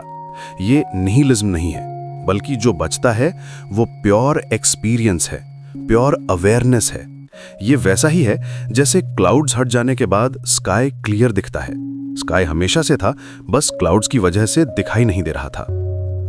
इस स्टेट में एक प्रोफाउंड सेंस ऑफ यूनिटी होती है। बाउंड्रीज डिसॉल्व हो जाती हैं बिटवीन इनसाइड और आउटसाइड, बिटवीन सेल्फ और वर्ल्ड। ये फीलिंग होती है कि सब कुछ कनेक्टेड है, सब कुछ वन है। लेकिन ये कोई इमोशनल या इंटेलेक्चुअल अंडरस्टैंडिंग नहीं है, बल्कि डायरेक्ट एक्सपीरियंस है। इस अंडरस्टैंडिंग से रिस्पॉन्सिबिलिटी का क्वेश्चन भी क्लियर हो जाता है। एक्शंस तो होते रहते हैं, कॉन्सिक्वेंसेस भी आते रहते हैं, बस ये इल्यूजन टूट जाता है कि कोई सेपरेट परमानेंट एंटिटी है जो इन सबको कंट्रोल कर रही है। ये ऐसा है जैसे वेव्स समुद्र में उठती रहती हैं, लेकिन कोई सेपरेट वेव मेकर नहीं है। वेव्स समुद्र की नेचुरल एक्सप्रेशन है। सिमिलरली हमारे एक्शंस भी कॉन्शियसनेस की नेचुरल एक्सप्रेशन है। वे कंडीशंस और सर्कमस्टेंसेस के रिस्पॉन्स में अराइज होते हैं। अगर कोई पर्सन पेन में है तो कंपैशन नेचुरली अराइज होता है। अगर कोई सिचुएशन डेंजरस है तो कॉशन नेचुरली आता है। ये सब ऑटोमेटिक है, नेचुरल है। लेकिन इसका मतलब ये नहीं है कि हम रोबोट्स हैं या कि हमारी कोई चॉइस नहीं है। चॉइस भी होती है, डिसीजन मेकिंग भी होता है, बस ये प्रोसेस एक डिफरेंट वे में समझा जाता है। डिसीजंस इमर्ज होते हैं विजडम और कंपैशन से, ईगो के एजेंडा से नहीं। अब जब हम इस ईस्टर्न पर्सपेक्टिव को वेस्टर्न फिलॉसफी के साथ कंपेयर करते हैं तो बहुत इंटरेस्टिंग कॉन्ट्रास्ट दिखते हैं। वेस्टर्न थॉट में स्पेशली डेकार्ट के टाइम से सेल्फ की कॉन्सेप्ट बहुत सेंट्रल रही है। ये डिफरेंस सिर्फ एकेडमिक नहीं है, बल्कि ये पूरी सिविलाइजेशन के अप्रोच को शेप करता है। डेकार्ट का famous statement I think therefore I am western philosophy की फाउंडेशन बन गया। यह स्टेटमेंट 17वीं सेंचुरी में रेवोल्यूशनरी था, क्योंकि उस टाइम में रिलीजियस अथॉरिटी बहुत स्ट्रांग था। डेकार्ट ने रीजन और इंडिविजुअल थिंकिंग को एस्टैब्लिश करने की कोशिश की। उन्होंने कहा कि हम सब कुछ पर डाउट कर सकते हैं, लेकिन ये फैक्ट कि हम डाउट कर रहे हैं ये प्रूव करता है कि हमारा एग्जिस्टेंस है। डेकार्ट का लॉजिक ये था कि भले ही हम सब कुछ पर डाउट कर सकें, एक्सटर्नल वर्ल्ड पर, अपनी सेंसेस पर, यहाँ तक कि अपनी बॉडी पर भी, लेकिन ये फैक्ट कि हम डाउट कर रहे हैं ये प्रूव करता है कि हमारा एग्जिस्टेंस है। थिंकिंग प्रोसेस की प्रेजेंस से थिंकर का एग्जिस्टेंस एस्टैब्लिश होता है। यह अप्रोच बहुत लॉजिकल लगती है और सेंचुरीज तक वेस्टर्न थॉट को इन्फ्लुएंस करती रही है। इस अप्रोच ने वेस्टर्न सिविलाइजेशन में इंडिविजुअल की इंपॉर्टेंस को एस्टैब्लिश किया। Individual rights, individual freedom, individual achievement, ये सब कॉन्सेप्ट्स इसी फाउंडेशन पर खड़े हैं। यह अप्रोच ने साइंस, टेक्नोलॉजी, डेमोक्रेसी, कैपिटलिज्म को पॉसिबल बनाया। इसके बहुत पॉजिटिव रिजल्ट्स भी आए हैं, लेकिन बुद्धा का पर्सपेक्टिव इससे फंडामेंटली अलग है। बुद्धा कहते हैं कि थॉट्स तो होते हैं, लेकिन कोई फिक्स्ड थिंकर नहीं है। यह स्टेटमेंट डेकार्ट के लॉजिक को कंप्लीटली चैलेंज करता है। बुद्धा का कहना है कि हम थिंकिंग प्रोसेस को ऑब्जर्व कर सकते हैं, लेकिन जब हम केयरफुली देखते हैं तो कोई सेपरेट थिंकर नहीं मिलता। बुद्धा कहते हैं कि जब आप मेडिटेशन में बैठकर अपने थॉट्स को ऑब्जर्व करते हैं तो आप देखेंगे कि थॉट्स सिंपली अराइज होते हैं। वे कहीं से आते हैं, कुछ टाइम तक रहते हैं, फिर डिसअपीयर हो जाते हैं, लेकिन कोई सेंट्रल कमांड सेंटर नहीं है जो उन्हें प्रोड्यूस कर रहा हो। थॉट्स ऐसे ही अराइज होते हैं जैसे क्लाउड स्काई में फॉर्म होते हैं। ये डिफरेंस सिर्फ फिलॉसफिकल नहीं है, बल्कि प्रैक्टिकल भी है। वेस्टर्न अप्रोच में सेल्फ को स्ट्रेंथन करने पर फोकस होता है। Individual identity, personal achievements, self improvement, self esteem, ये सब कॉन्सेप्ट्स एक स्ट्रॉन्ग परमानेंट सेल्फ के आइडिया पर बेस्ड है। इससे एक सेंस ऑफ कंट्रोल और ओनरशिप आता है, लेकिन साथ ही एंजाइटी, कंपटीशन और सेपरेशन की फीलिंग्स भी आती हैं। वेस्टर्न अप्रोच में हम कॉन्स्टेंटली अपनी आइडेंटिटी को डिफाइन और रिफाइन करते रहते हैं। हम कहते हैं कि मैं ये हूँ, मैं वो हूँ, मैं सक्सेसफुल हूँ, मैं फेलियर हूँ। हम अपनी अचीवमेंट से अटैच होते हैं, अपनी फेलियर से भी अटैच होते हैं। ये कांस्टेंट आइडेंटिफिकेशन एक बर्डन बन जाती है। ईस्टर्न अप्रोच में, स्पेसिफिकली बुद्धिज्म में, सेल्फ को डिसॉल्व करने पर फोकस होता है। यह अप्रोच इनिशियली काउंटर इंट्यूटिव लग सकता है। हम सोचते हैं कि अगर सेल्फ को डिसॉल्व कर दिया तो मोटिवेशन कहां से आएगी, गोल्स कैसे अचीव करेंगे, सक्सेस कैसे मिलेगी, प्रोग्रेस कैसे होगी। लेकिन जो लोग इस पाथ पर चले हैं वे बताते हैं कि एक्चुअली ये अप्रोच ज्यादा फ्रीडम और पीस देता है। जब सेल्फ की टाइट ग्रिप लूज हो जाती है तो एक्शंस ज्यादा स्पॉन्टेनियस और नेचुरल हो जाते हैं। ये ऐसा है जैसे रिवर अपने नेचुरल कोर्स में फ्लो करती है बिना किसी फोर्स के। जब हम कॉन्स्टेंटली अपनी इमेज मेंटेन करने की कोशिश नहीं कर रहे हैं तो एनर्जी फ्री हो जाती है। जब हम कॉन्स्टेंटली अपनी ईगो को डिफेंड करने में बिजी नहीं है तो क्लैरिटी आती है, रेजिस्टेंस कम हो जाता है, स्ट्रगल कम हो जाता है। एक्शंस अभी भी होते हैं लेकिन वो एक रिलैक्स्ड, एफर्टलेस क्वालिटी के साथ होते हैं। ये अंडरस्टैंडिंग कर्मा के कॉन्सेप्ट को भी नया डायमेंशन देती है। ट्रेडिशनल सेंस में हम सोचते हैं कि मैंने ये किया इसलिए मुझे इसका रिजल्ट मिलेगा। ये वेरी लीनियर और पर्सनल लगता है। लेकिन अनत्ता की अंडरस्टैंडिंग में एक्शंस और कॉन्सिक्वेंसेस का फ्लो तो कंटिन्यू रहता है, लेकिन कोई फिक्स्ड एंटिटी नहीं है जो इसका ओनर हो। ये ऐसा है जैसे एक स्ट्रीम में पत्ता बह रहा हो। स्ट्रीम का फ्लो है, पत्ता भी है, मूवमेंट भी है, डायरेक्शन भी है, लेकिन कोई सेपरेट कंट्रोलर नहीं है। सब कुछ नेचुरल लॉज के अकॉर्डिंग हो रहा है। ग्रेविटी है, करंट है, विंड है, ये सब फैक्टर्स मिलकर मूवमेंट क्रिएट कर रहे हैं। इसी तरह हमारे एक्शंस भी कंडीशंस और सर्कमस्टांसेस के अकॉर्डिंग होते हैं। कोई इंडिपेंडेंट एजेंट नहीं है जो सब कुछ डिसाइड कर रहा। पास्ट कंडीशनिंग है, प्रेजेंट सर्कमस्टांसेस हैं, जेनेटिक फैक्टर्स हैं, सोशल इन्फ्लुएंसेस हैं, एनवायरमेंटल फैक्टर्स हैं, ये सब मिलकर एक्शंस को शेप करते हैं। ये पर्सपेक्टिव रिस्पॉन्सिबिलिटी को एलिमिनेट नहीं करता बल्कि इसे रीफ्रेम करता है। अब रिस्पॉन्सिबिलिटी एक बर्डन नहीं लगती बल्कि नेचुरल रिस्पॉन्स लगती है। जैसे फ्लावर नेचुरली फ्रेग्रेंस देता है, वैसे ही कॉन्शियस बीइंग नेचुरली कंपैशनेट और वाइज एक्शंस करता है। ये एफर्ट से नहीं होता बल्कि नेचुरल एक्सप्रेशन होता है। मेडिटेशन प्रैक्टिस में जब हम इस स्टेट को एक्सपीरियंस करते हैं तो एक प्रोफाउंड शिफ्ट होता है। पहले लगता था कि मैं मेडिटेशन कर रहा हूँ, मैं थॉट्स को ऑब्जर्व कर रहा हूँ, मैं पीसफुल हो रहा हूँ, लेकिन डीपर स्टेट्स में ये मैं डिसअपियर हो जाता है और सिर्फ प्योर ऑब्जर्विंग रह जाता है। थॉट्स आते हैं और जाते हैं, सेंसेशंस अराइज करती हैं और डिसॉल्व हो जाती हैं, इमोशंस फ्लो करते हैं, लेकिन कोई सेपरेट ऑब्जर्वर नहीं है।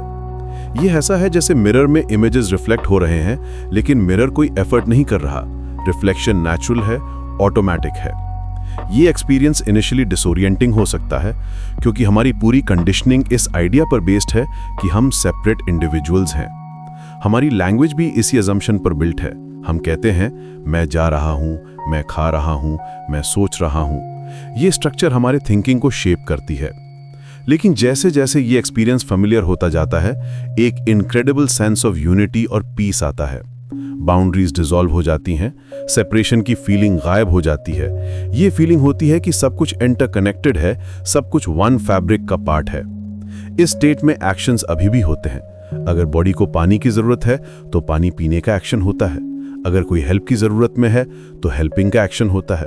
अगर कोई डिसीजन लेनी है तो डिसीजन लेने का प्रोसेस होता है। लेकिन ये एक्शंस एक डिफरेंट क्वालिटी के साथ होते हैं। इनमें ईगो की इन्वॉल्वमेंट नहीं होती, कोई पर्सनल एजेंडा नहीं होता। एक्शंस विजडम से अराइज होते हैं, कंपैशन से अराइज होते हैं। वे नेचुरल रिस्पॉन्स होते हैं सिचुएशंस के लिए।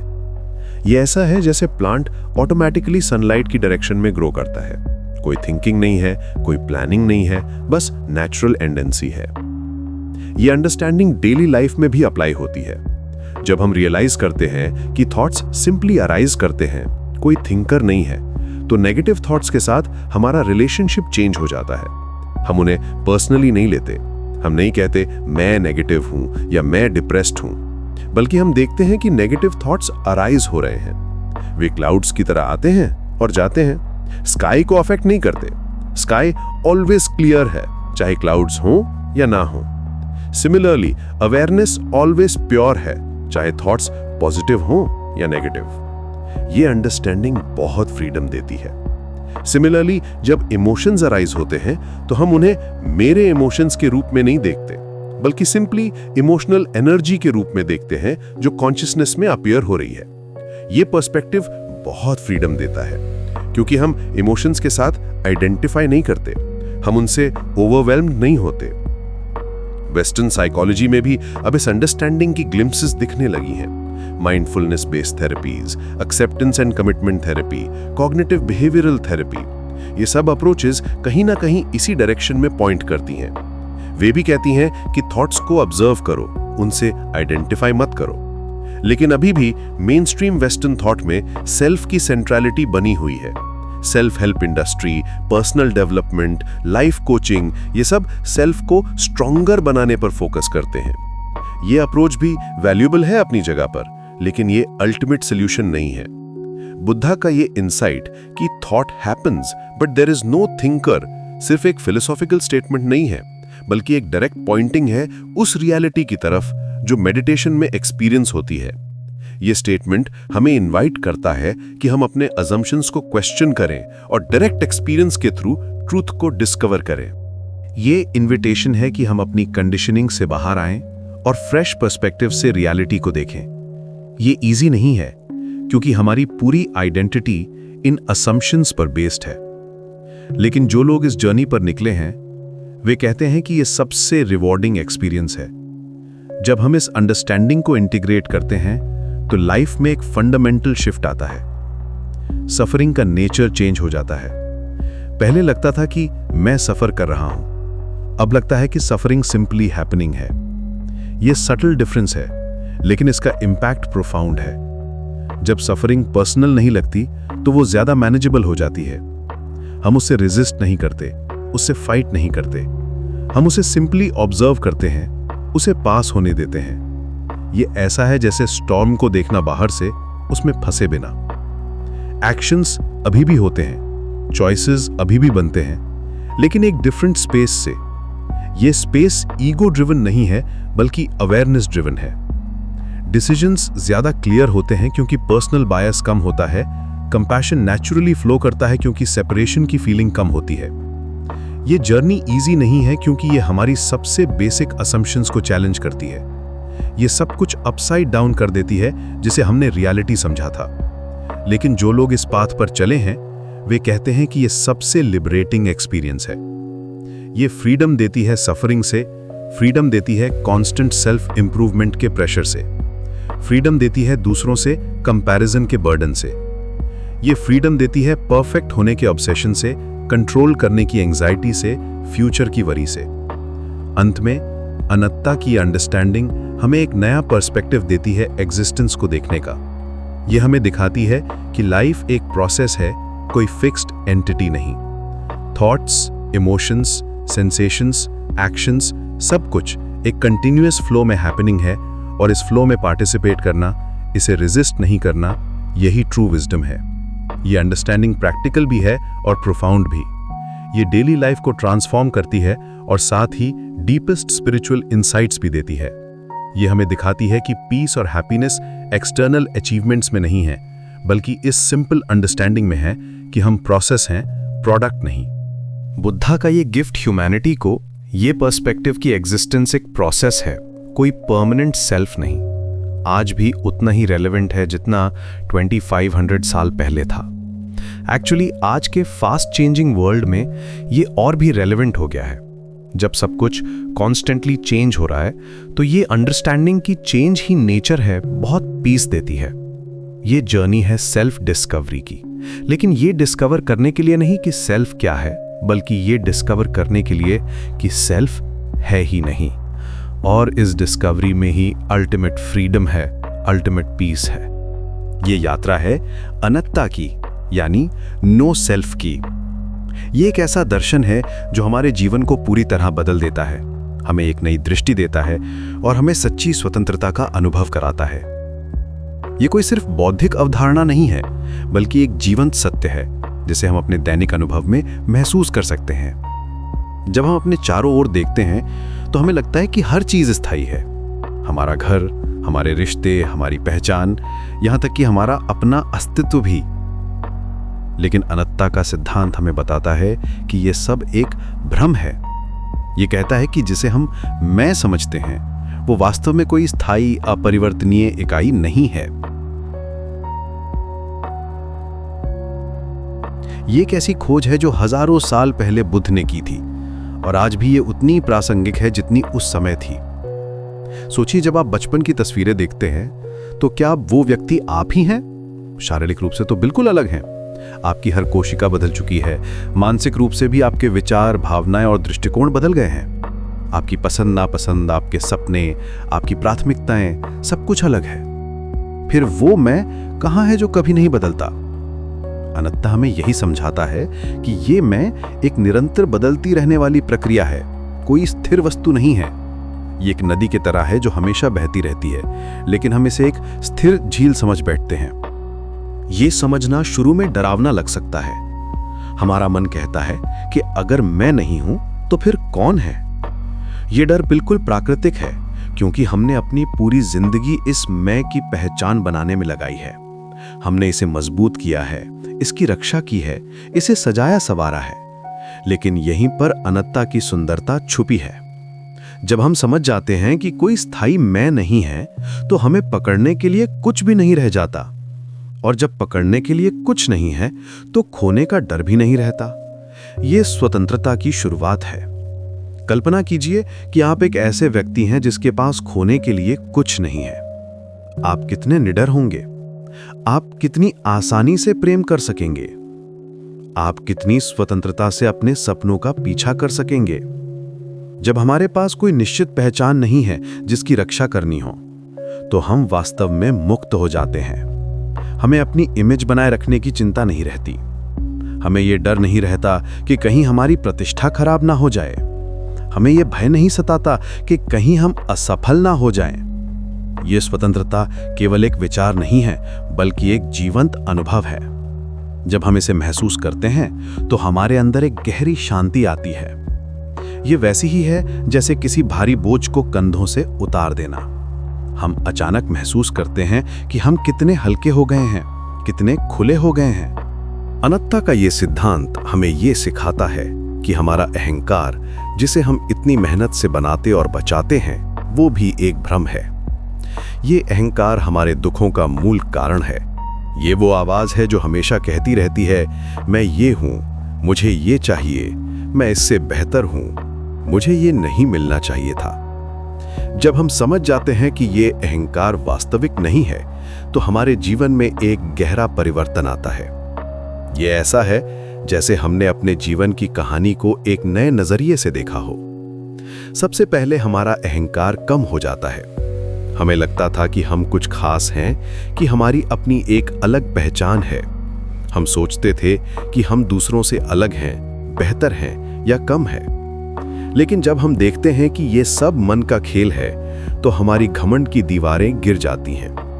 हम अधिक विनम्र बन जाते हैं, अधिक खुले दिमाग वाले।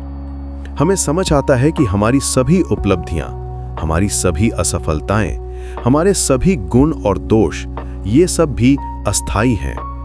वे आते और चले जाते हैं, लेकिन हमारा असली स्वरूप इन सब से अछूता रहता है। दूसरे, हमारे अंदर करुणा बढ़ जाती है। ये करुणा केवल एक भावना नहीं है, बल्कि एक गहरी समझ से पैदा होती है।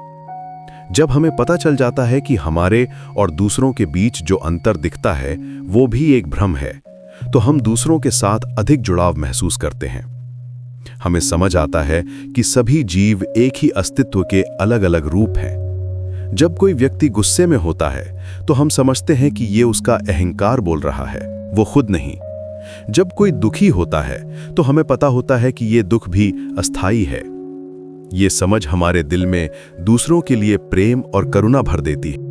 तीसरे, हमारे डर कम हो जाते हैं। ये शायद अनंतता का सबसे गहरा फायदा है। जब हमें पता चल जाता है कि जिसे हम मैं समझते थे, वो वास्तव में है ही नहीं, तो मृत्यु का डर भी कम हो जाता है। आखिर मरेगा कौन? जो है ही नहीं, वो कैसे मर सकता है? ये एक गहरी शांति लाता है हमारे जीवन में। हमारे अन्य डर भी कम हो जाते हैं। असफलता का डर, अकेलेपन का डर, गरीबी का डर, क्योंकि हमें पता चल जाता है कि ये सभी डर उस मैं से जुड़े हैं जो वास्तव में मौजूद ही नहीं है। चौथे, हमारी स्पष्टता बढ़ जाती है। जब हमारा मन अहंकार की रक्षा में व्यस्त नहीं रहता, तो वो अधिक शांत और स्पष्ट हो जाता है। हम चीजों को वैसे देख पाते हैं जैसे वे वास्तव में हैं, ना कि वैसे जैसा हमारा अहंकार चाहता है कि वे हों। हमारे फैसले बेहतर हो जाते हैं क्योंकि वे अहंकार के बजाय बुद्धि से आते हैं। हमारे रिश्ते बेहतर हो जाते हैं क्योंकि हम दूसरों को उनकी वास्तविकता में देखते हैं, अपनी अपेक्षाओं के चश्मे से नहीं। लेकिन यहाँ एक महत्वपूर्ण बात समझनी होगी। अनंतता का मतलब ये नहीं है कि हम कुछ भी नहीं है। इसका मतलब ये है कि हम वो नहीं हैं जो हमने सोच रखा था। हमारी सच्ची प्रकृति कुछ और है, कुछ ऐसी जो शब्दों में बयान नहीं हो सकती। ये वैसा ही है जैसे हमने अपनी पूरी जिंदगी अपने को एक अभिनेता समझा हो, लेकिन अचानक हमें पता चले कि हम वो स्टेज हैं जिस पर सभी अभिनेता अपना खेल दिखाते हैं। ये सच्चा स्वरूप ना तो जन्म लेता है और ना ही मरता है। ये ना तो बढ़ता है और ना ही घटता है। ये वो चेतना है जो सभी अनुभवों का साक्षी है, लेकिन खुद किसी भी अनुभव से बंधी नहीं है। ये वो शुद्ध अवेयरनेस है जो हमेशा मौजूद रहती है, चाहे हमारे विचार आएं या जाएं, चाहे हमारी भावनाएं बदलें या ना बदलें। ये वो आकाश की तरह है जिसमें बादल आते जाते रहते हैं, लेकिन आकाश हमेशा वैसा ही रहता है। इस सच्चे स्वरूप को समझना एक क्रमिक प्रक्रिया है। ये रातों रात नहीं होता। ये वैसा ही है जैसे किसी अंधेरे कमरे में धीरे धीरे रोशनी आना। पहले हमें कुछ धुंधला दिखता है, फिर धीरे धीरे चीजें स्पष्ट होने लगती हैं।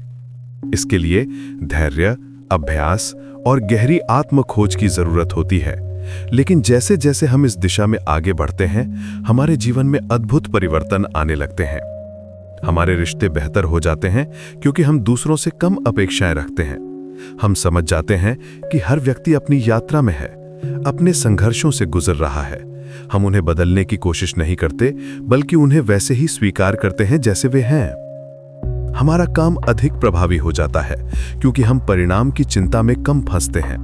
हम अपना 100% देते हैं, लेकिन परिणाम को भगवान पर छोड़ देते हैं।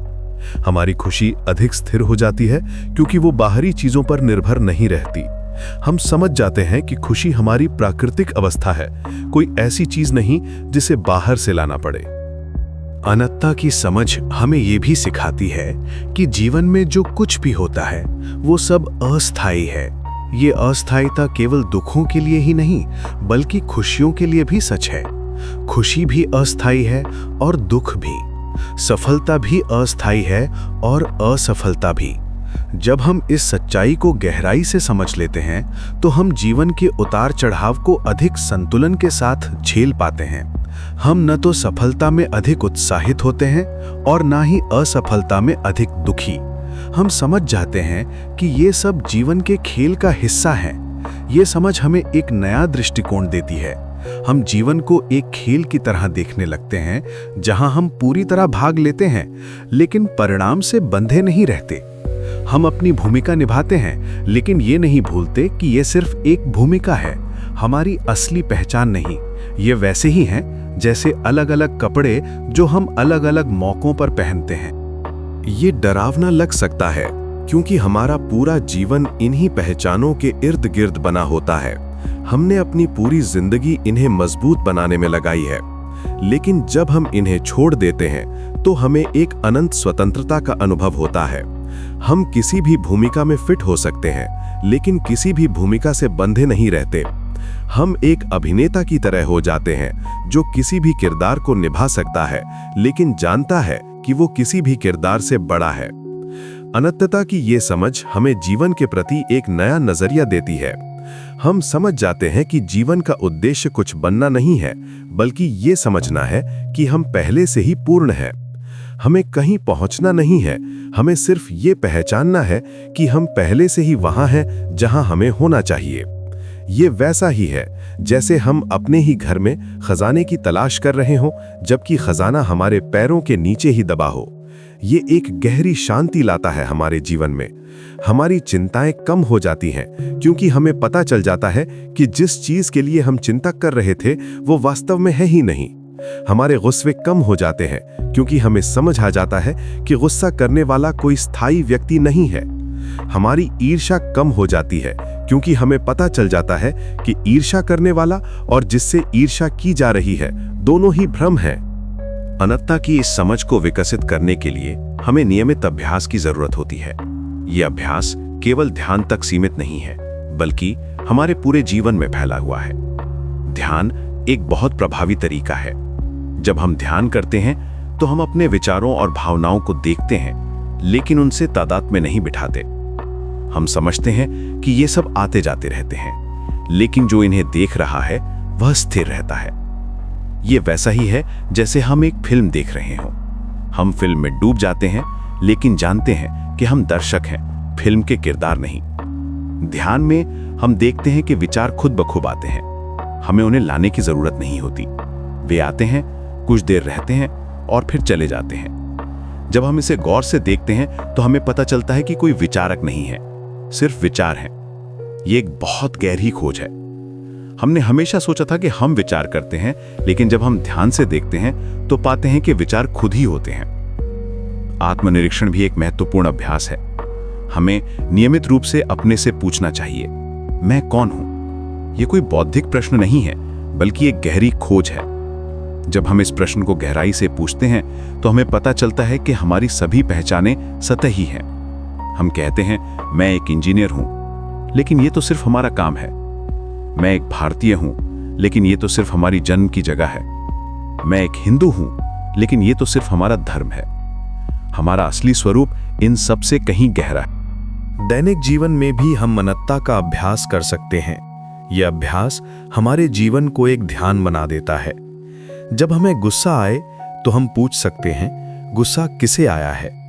जब हम इसे गौर से देखते हैं तो पाते हैं कि गुस्सा तो है लेकिन कोई गुस्सैल व्यक्ति नहीं है।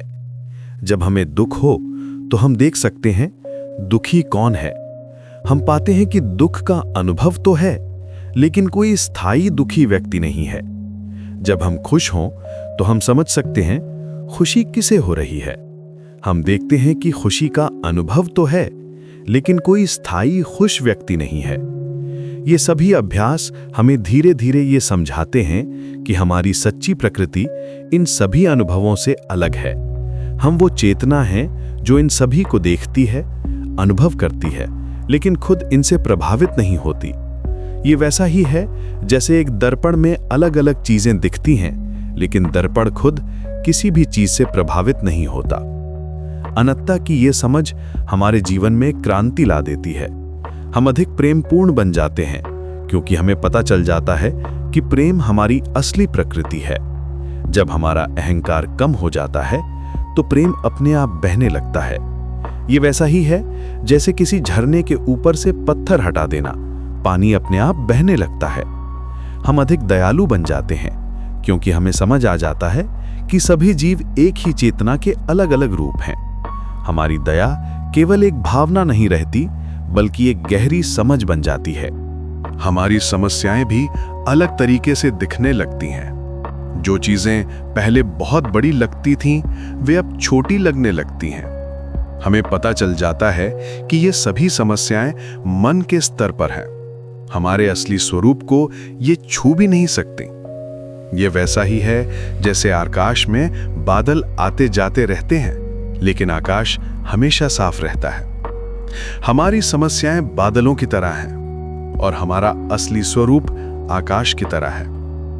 ये समझ हमें जीवन जीने का एक नया तरीका सिखाती है।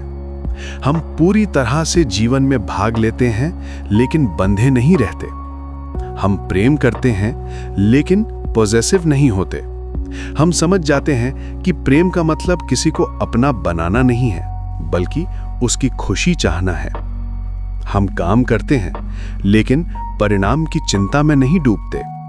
हम अपना सर्वश्रेष्ठ देते हैं, लेकिन परिणाम को स्वीकार करते हैं जैसा भी हो। अनंतता का यह सिद्धांत हमें यह भी सिखाता है कि मृत्यु कोई अंत नहीं है। जब हमें पता चल जाता है कि हमारी असली प्रकृति अमर है, तो मृत्यु का डर खत्म हो जाता है। हम समझ जाते हैं कि जो मरता है वो सिर्फ शरीर है, हमारा असली स्वरूप नहीं। ये वैसा ही है जैसे एक अभिनेता का किरदार समाप्त हो जाता है, लेकिन अभिनेता बना रहता है। शरीर एक किरदार की तरह है और हमारी चेतना अभिनेता की तरह। ये एक बहुत ही मुक्तिदायक अनुभव है। जब मृत्यु का डर चला जाता है, तो जीवन का डर भी चला जाता है। हम बिना किसी डर के जी सकते हैं, बिना किसी चिंता के प्रेम कर सकते हैं, बिना किसी भय के अपने सपनों का पीछा कर सकते हैं। हम समझ जाते हैं कि जीवन एक खेल है, एक लीला है जिसमें हम पूरी तरह भाग ले सकते हैं। अनंतता की ये यात्रा एक व्यक्तिगत यात्रा है। हर व्यक्ति को अपने तरीके से इसे समझना होता है। कोई दूसरा व्यक्ति हमें ये समझा नहीं सकता। हम सिर्फ दिशा दे सकते हैं, रास्ता दिखा सकते हैं, लेकिन यात्रा हर व्यक्ति को खुद करनी होती है। ये वैसा ही है जैसे कोई व्यक्ति आपको बताए कि आम का स्वाद कैसा होता है, लेकिन असली स्वाद तो आपको खुद चखना होगा। इस यात्रा में धैर्य सबसे महत्वपूर्ण है। ये रातों रात नहीं होता। कभी कभी हमें लगता है कि हमने समझ लिया है, लेकिन फिर पुराने पैटर्न वापस आ जाते हैं। ये बिल्कुल सामान्य है। ये वैसा ही है जैसे किसी नई भाषा सीखना। कभी कभी हम भूल जाते हैं, कभी कभी गलती करते हैं, लेकिन धीरे धीरे हम सीखते जाते हैं। हमें अपने साथ दयालु होना चाहिए और धैर्य रखना चाहिए। ये यात्रा एक सुंदर परिवर्तन लाती है हमारे जीवन में। हमारे रिश्ते गहरे हो जाते हैं क्योंकि हम दूसरों को उनकी सच्चाई में देखते हैं। हमारा काम अधिक आनंददायक हो जाता है क्योंकि हम इसे एक खेल की तरह देखते हैं। हमारी समस्याएं छोटी लगने लगती हैं क्योंकि हमारा दृष्टिकोण बड़ा हो जाता है। हमारी खुशी अधिक स्थिर हो जाती है क्योंकि वह हमारी प्राकृतिक अवस्था बन जाती है। जैसे जैसे हम इस समझ को गहरा करते जाते हैं, हम महसूस करते हैं कि जीवन एक अनंत रहस्य है। हर दिन नई खोजें होती हैं, नए अनुभव मिलते हैं। हमारा मन अधिक शांत हो जाता है और इस शांति में हमें अपनी सच्ची प्रकृति की झलक मिलती रहती है।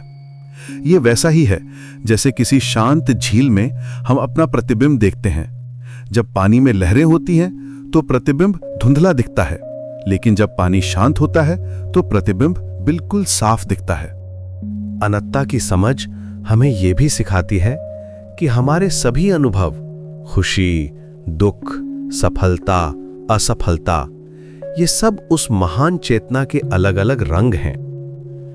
जैसे एक प्रिज्म से गुजरने वाली सफेद रोशनी अलग-अलग रंगों में बिखर जाती है, वैसे ही हमारी शुद्ध चेतना अलग-अलग अनुभवों के रूप में प्रकट होती है, लेकिन मूल रोशनी हमेशा वही रहती है, शुद्ध, निर्मल और अपरिवर्तनीय। अंत में अनंतता की समझ हमें यह भी सिखाती है कि जीवन का असली आनंद बाहरी चीजों में नहीं है, बल्कि हमारी अपनी सच्ची प्रकृति को पहचानने में है। जब हम अपने असली स्वरूप को पहचान लेते हैं तो हमें पता चल जाता है कि हम पहले से ही वो सब कुछ हैं जिसकी हमें तलाश थी। हमें कहीं जाने की जरूरत नहीं, कुछ बनने की जरूरत नहीं, कुछ पाने की जरूरत नहीं। हम पहले से ही पूर्ण हैं, पहले से ही घर पहुंचे हुए हैं। ये समझ हमारे जीवन को एक अनंत शांति, प्रेम और आनंद से भर देती है। हम समझ जाते हैं कि हमारी खोज समाप्त हो गई है, क्योंकि हमने पा लिया है कि हम पहले से ही घर पहुंचे हुए हैं। ये घर कोई जगह नहीं है, बल्कि एक अवस्था है, शांति की अवस्था, प्रेम की अवस्था, पूर्णता की अवस्था। और ये अवस्था हमेशा हमारे साथ है, हमें सिर्फ इसे पहचानना है।